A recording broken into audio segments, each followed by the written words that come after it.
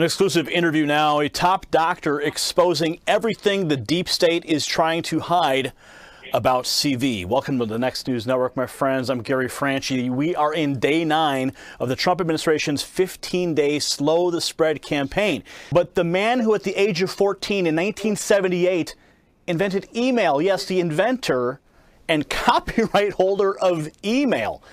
Oh yes, Dr. Shiva, welcome to the Next News Network.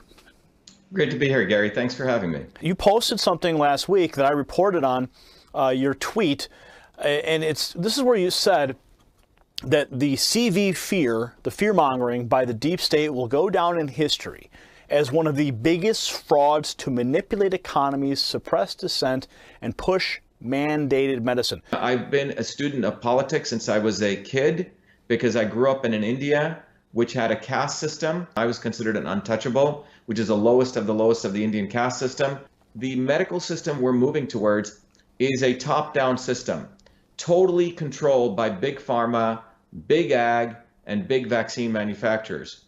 Sustainable development goals, signed off by the United Nations and all their countries in 2015. It's called SDG 3, which was signed in 2015. They paint a utopia, Gary. It's this utopia of the elites. Subsequently, in an Immunization 2030 document as an addendum to that, they say the way we get to utopia, these 17 goals, is we must immunize everyone on the planet, e.g. vaccinate everyone. And the reason this is important is, look, I created a company called Cytosolve, one of the other inventions I did out of my PhD work, to use the computer to understand chemical reactions in our body and on our cell, basically use a computer to model diseases so we could eliminate the need for animal testing.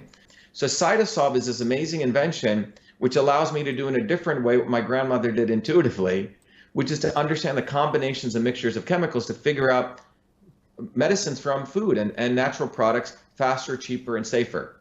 When I built that, I said, wow, pharma guys would want to use this because it takes them 15 years to build a drug, $5 billion. And I don't know if you know this, the pharma industry is in peril right now. They're not making any money, really any money from pharmaceutical drugs because lots and lots of investment in R&D, and they're getting less and less new drugs allowed by the FDA because of their toxicity. So what pharma companies have moved to is vaccines. The 1986, the Vaccine Court was created. John Kennedy implemented the National Vaccination Act in 1962 under a fake science or an outdated science of the understanding of the immune system.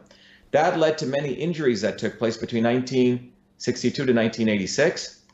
In a response to those injuries, another Kennedy, Ted Kennedy, led the creation of the National Vaccine Injury Program, which led to the creation of the vaccine courts, not in the judicial department, but under Health and Human Services, which basically allowed indemnification of vaccine manufacturers so you couldn't sue them, and the maximum liability for death was $250,000, okay?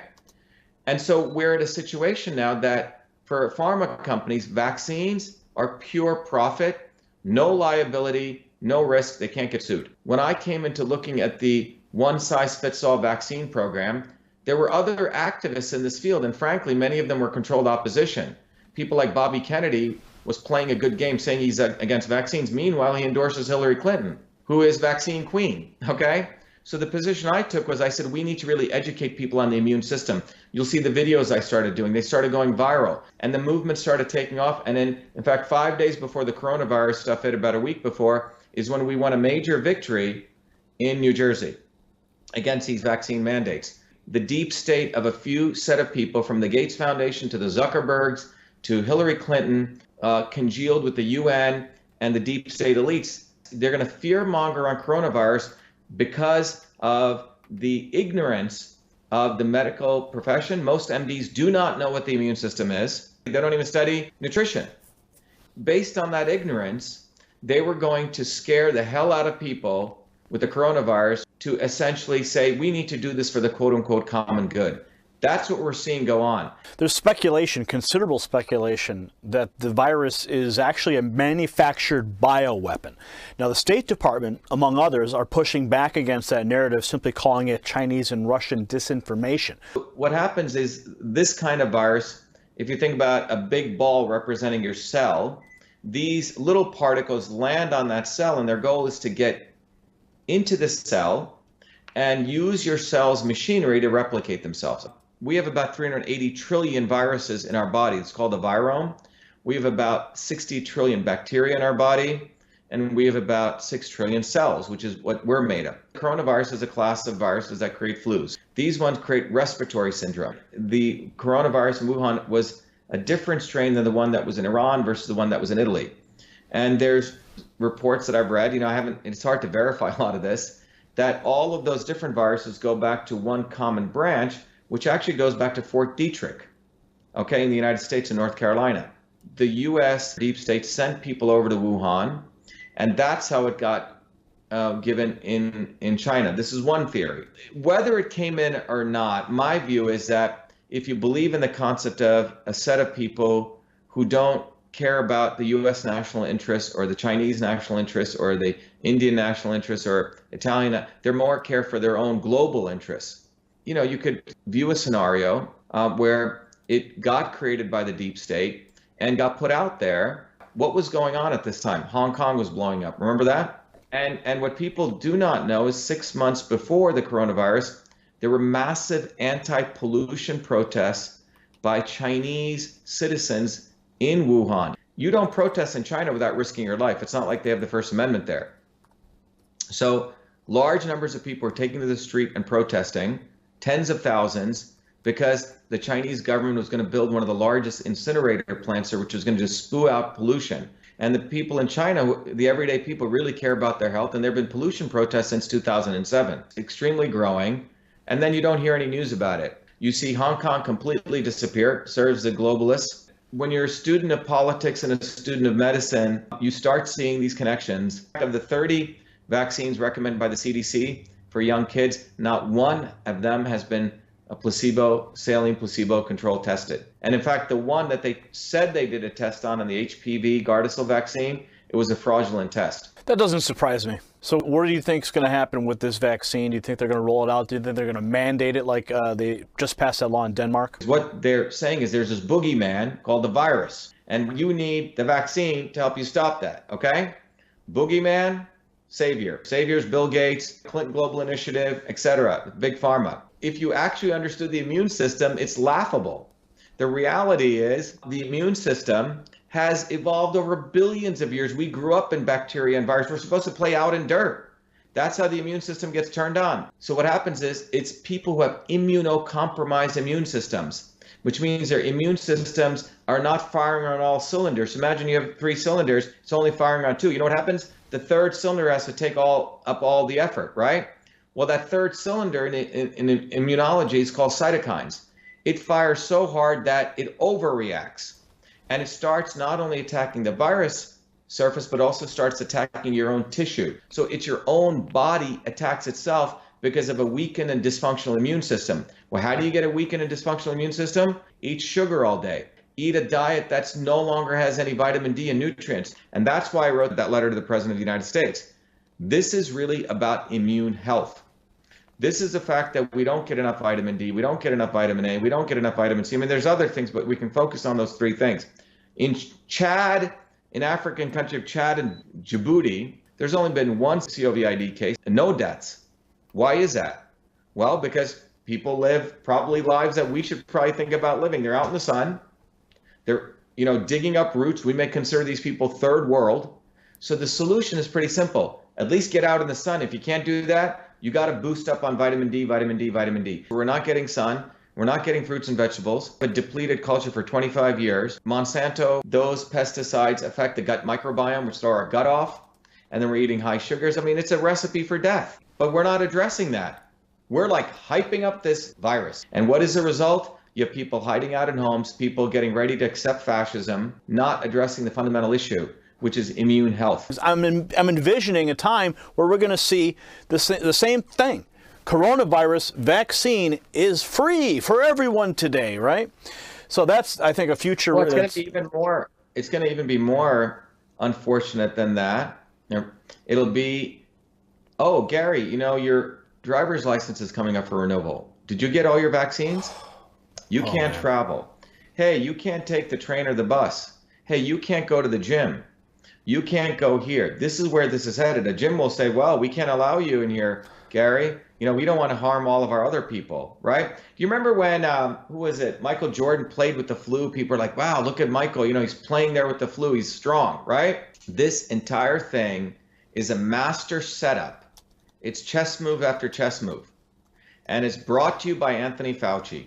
But now we're learning from the WikiLeaks drops that he is a huge supporter of Hillary Clinton, and somebody you have actually called destructive. Why should we be concerned with the advice that the president is getting from Fauci? Anthony Fauci, in my view, should be indicted. If people actually knew what this guy actually did, he's been with the government since Reagan times, 40, 50 years. And then Bush and Obama and all the presidents up to here. How did he build his career? He built his career on the false narrative that HIV causes AIDS. Peter Duesberg, who I've spoken to, who was a truly great scientist, the youngest guy to get tenure at Berkeley. And Peter said, wait a minute, there is no causal relationship between this virus, HIV, which he considered a very harmless virus, and AIDS. He was vilified, all of his grants went away. And the guy that promoted this lie was Fauci's predecessor by the name of Gallo, Robert Gallo. Robert Gallo was brought up on scientific misconduct charges. He literally stole the HIV virus from France. He couldn't produce enough of the virus because they couldn't find it. He created a bogus HIV test. Fauci came to his rescue. I think there was a power play. Fauci essentially took the lead. Gallo was put into the back, and that was the beginning of this guy's career. He writes about how he hangs out with Bono and, remember the whole AIDS and all the stupid celebrities getting involved in this nonsense, right? Oh, yeah. So Fauci, he's a veteran of this. This ain't his first rodeo. He learned how to create bogus science, to promote bogus science, to create the fear of HIV causes AIDS. Billions of dollars were spent on this. A lot of people died because people used drugs like AZT. I had a very good friend of mine who died from it. And, people didn't learn HIV is frankly a harmless virus. Okay? The people who were dying from it were, again, immunocompromised. Gays at that time, were having 1,500 partners. We're doing meth, amphetamines, all sorts of drugs. They were destroying their immune system. You had IV drug users who were destroying their immune system, and you had people getting blood transfusions, not because of the virus in the blood, but because they would get immunosuppressive drugs. The simple point here from a scientific standpoint is when you lower and you destroy the immune system. So Fauci doesn't want to talk about that. Everything is about the boogeyman of viruses. Fauci knows what he's doing. He is the face of pharma and vaccines, and he sees his opportunity to become, the hero in all of this. The one big narrative that I've seen that's been presented is that, more people die from the flu. But there's this massive, terrifying visual of people being intubated and people eating bats and all this horrific visual propaganda. And now states are in lockdown mode. National Guard has been deployed. State guards have been deployed. Tents are being set up in cities and in Walmart parking lots and hospital parking lots. And you're having this spirit of fear descend on this country and the world at large. But why don't we do the same thing for the flu? You have to understand, pharma and media work very closely together. Many years ago, one of the companies I built, I had my second life with email. I originally did it for the Clinton White House. They ran a contest. I was a graduate student at MIT to automatically read and process emails. I ended up winning that contest, Gary, and I started a company called Echo Mail. When I created that technology, I had many people starting to want to use this for analyzing email. One of the companies that was very interested in knowing about this was one of the leading PR companies in the world called Burson Marsteller. And I remember going out as a young entrepreneur, I was running my company, meeting with one of the senior executives. And this was over dinner. And he was openly boasting about how Burson helps companies in crisis management. And he was saying that Eli Lilly at that time was having a major problem. Prozac sales were going down. And I said, well, what did you do? He goes, well, first I went to Eli Lilly, changed their branding. Hey, you're no longer a drug company. You help the world. The second thing he goes, I had them do was spin out some nonprofit companies. One of the nonprofits, he said, was a company which said, we need to protect battered women.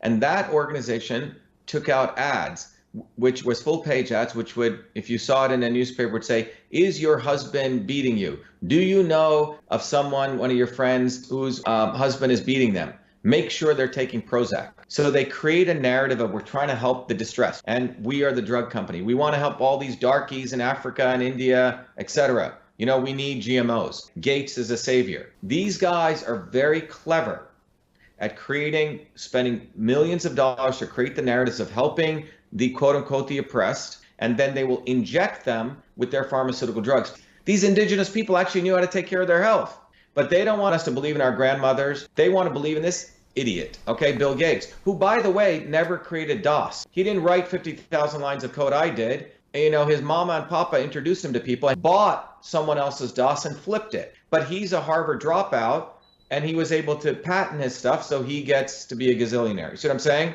Or a Zuckerberg. Mm-hmm. So these guys have built false histories of their eminence in the technology field. They leverage it to say they're going to be saviors, and that savior solution is not food, is not exercise activities. It's about injections into the bloodstream of people and to control them. That's what they're talking about. And every American needs to wake up that the lawyer lobbyists, the people I'm running against 3 lawyer lobbyists. I'm the only scientist or an inventor, a guy who works for a living. These lawyer lobbyists are the people who implement the desires of the deep state. That's what's going on. So what we're witnessing right before us should be a wake-up call to every person. I don't care if you're Democrat, Republican, Independent. The issue of health goes beyond all those parties. And what you'll realize, all of those establishment parties want to hurt you and want to control you. They want to make you a little atomic unit where you become a revenue generator for people like Fauci's clan and these kind of people. And no academic at MIT, Harvard will say anything. You know why? Because they owe their grant money to people like Fauci, because it's a cabal. If you say anything, you're out. That's what happened to Peter Duesberg. Wow. So that's what we're dealing with. And unfortunately, the president, he may have good gut instincts, but he's not able to expose these people. I have had calls from senior level economists all over the country saying, Shiva, I saw your videos. You need to keep doing them. The president is being bamboozled by this circle around him. And that's why I wrote that letter, Gary. That letter basically lays out in 4 pages very clearly what the problem is, that you have a fake science of the immune system. Here's the real science. And I actually proposed to the president a protocol, which is basically vitamin A, D, C, and some iodine. And I said, let's triage people into 4 groups. Those people COVID, let's put them in one group. Those people are immunocompromised, let's give them this group. Those people who are in critical care, let's give them particularly IV vitamin C. And the third group, who are healthy, let's give them some maintenance dose and get them back to work. That's what we should be doing, not one-size-fits-all medicine.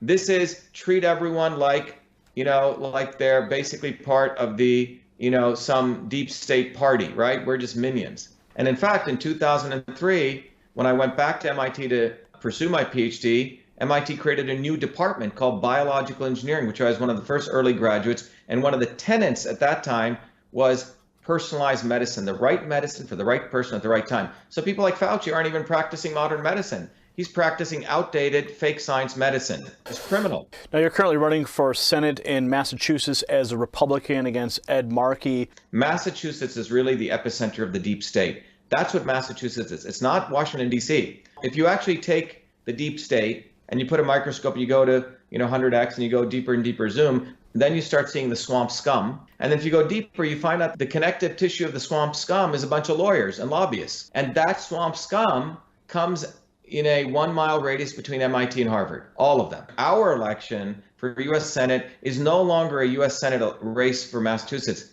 We have so many volunteers coming from below, a lot of mothers, women, and as well as from outside of Massachusetts, because they see this as an election for truth, freedom, and health. They want one of them fighting for them, a working class kid who worked his butt off. I'm running against 3 potential guys, right? Markey, who's been in Congress for 50 years. People should start asking, what can you make? Can you make a piece of software? Can you build a bridge? Do you know how to fix nothing. Because they were afraid that I would beat him, they ran another dope, Joe Kennedy. Again, a nice, guy who's a liberal aristocrat. $70,000 private schools for high school, gets into Harvard Law School, gets a nice DA job on the Cape where he can hang out with his family, hang out in the sun.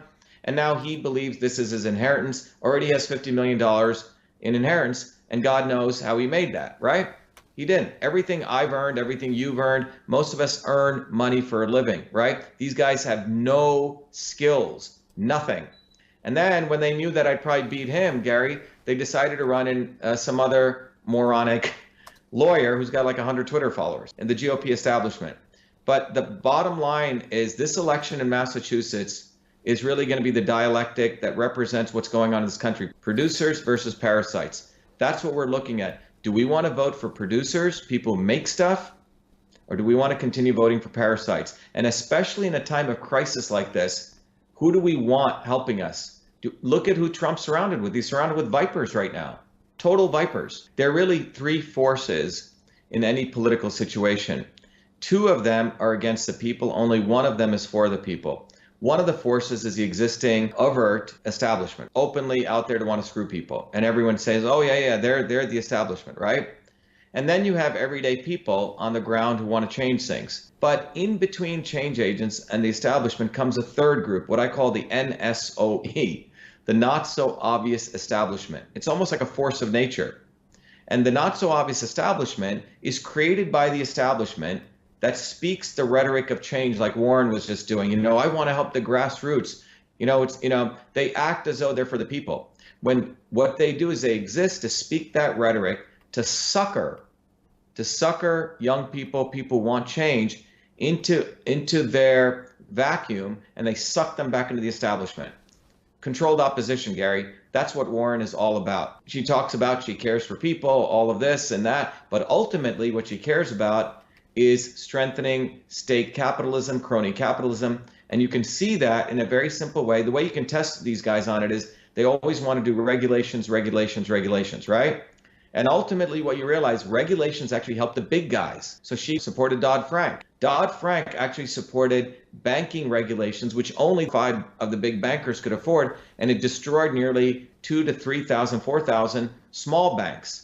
What made America great, and hopefully will continue to, is the small banks. We have 12,000 small banks. You want to get a loan, you build a relationship with your local banker. You don't have to go to a behemoth bank like in other countries. So Elizabeth Warren's policy of regulatory policies help the big guys. Mark Zuckerberg right now wants to be regulated. You know why? Because he can keep out smaller Facebooks out because only he can be able to afford regulatory policies. So it's a backhanded way of supporting the establishment. They always speak about regulations as though that's going to help everyday people. What it does, it actually increases cost, and it's a way to keep out the small guys. Well, let's talk about some of the things Elizabeth Warren and the rest of the Democrats believe need to be included in this CV relief bill. Okay, the first one, rather shocking. I mean, the laundry list that they've included is, it's ridiculous. No voter ID to get a ballot. An anonymous ballot harvesting. How does this correlate to the pandemic, and how would this affect your campaign, your race? Well, I think there's another provision in the bill also for going cashless, right? To creating a digital cash for the... Creating a digital currency, a digital US dollar. That's another point as well. Yeah. Mm-hmm.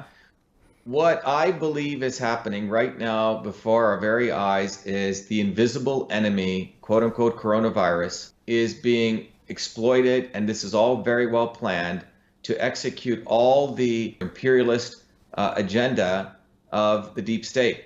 So you want to eliminate all borders. That's what essentially eliminating voter IDs is. I mean, I was shocked. I never voted in my life because I didn't care for electoral politics. When Trump ran was the first time I voted because I liked the fact that he was a disruptor and he was going after both parties. And I remember going to vote. They didn't even ask for my ID. I said, you don't need my ID? They go, nope. Total opportunity for cheating. These things like the cashless society, again, they're using the fact, oh my God, we don't want people passing viruses by touching cash, right? It's basically a pretext for essentially going to negative interest rates. They own our money. Nothing is tangible. Everything is tracked. Everything you use is monitored. It's basically the advance of top-down rule. The 5G issue, I've been asked what do I think about from a health standpoint. I haven't had a chance to go into that, but I can tell you 5G is an opportunity to put cameras everywhere with AI, the same AI we gave to the Chinese to watch lip movements. so you can understand what people are saying. It's not a future of innovation. It's a future of using technology to head us into the dark ages. When you suppress free speech, you basically move to scientific consensus. There's no more scientific method, which means you actually have to do experiments and find the hard thing of what's actually taking place. With scientific consensus, you can create lies, and from which you can use to create a fake problem and a fake solution. Oh my God, CO2 is a pollutant. Fake problem. And you create a fake solution. We need to impose, carbon tax. Well, the real solution is we need to lower pollution. And the Paris Accords allows China to pollute, going from 11 billion carbon metric tons to 22. India gets to pollute. Fake problem. Oh my God, these viruses are going to kill us all. No, it's fake problem. The real problem is we have immunocompromised people. The real solution is how do we beef up the immune health of people? Well, that means we have to attack corruption, because these corrupt lawyer lobbies politicians are the ones who destroyed our air, water, and food. So they don't want to talk about that. They rather move this thing to control you, quarantine you, vaccinate you. This is a black and white choice. Do you want truth, freedom, and health, or do you want power, profit, and control? That's where we're at. And a lawyer and a lobbyist is not going to deliver that. I know that this interview is going to go viral, much like a lot of your other work has, because we've touched on so many points here that are critical to this very moment in American history. I mean, we've been going on for, I think, over 80 minutes now. This was supposed to be a 30-minute interview, but I'm really happy that we were able to give you a platform here to present these ideas. We're going to make this thing viral. Everyone watching right now, please make sure you go to the website. It's on the screen, shivaforsenate.com. Dr. Shiva, before we go, do you have any final thoughts? If people want to understand everything I've talked about and to keep it simple, if you can take a piece of paper and draw a triangle, on the bottom left, put a little ball there and put freedom. On the top of it, put truth. And the bottom right, if you put health. Now, all of these things are connected. So let me explain. It is from freedom that we can unravel truth. And it is from truth we can figure out the health for our bodies, our infrastructure, our society. And it's only when we're healthy do we have the warrior spirit to go fight for our freedom. People who make something, who create something, have skills, they're really our future, because they get that climate change was a CO2 hoax. Friends watching right now, I want you to hit the links below. And if this interview inspired you, I want you to consider sharing it right now across all of your social networks. As always, we will continue the discussion in the comment section below, and that's where we'll see you next time. For the Next News Network and Dr. Shiva, I'm Gary Franchi.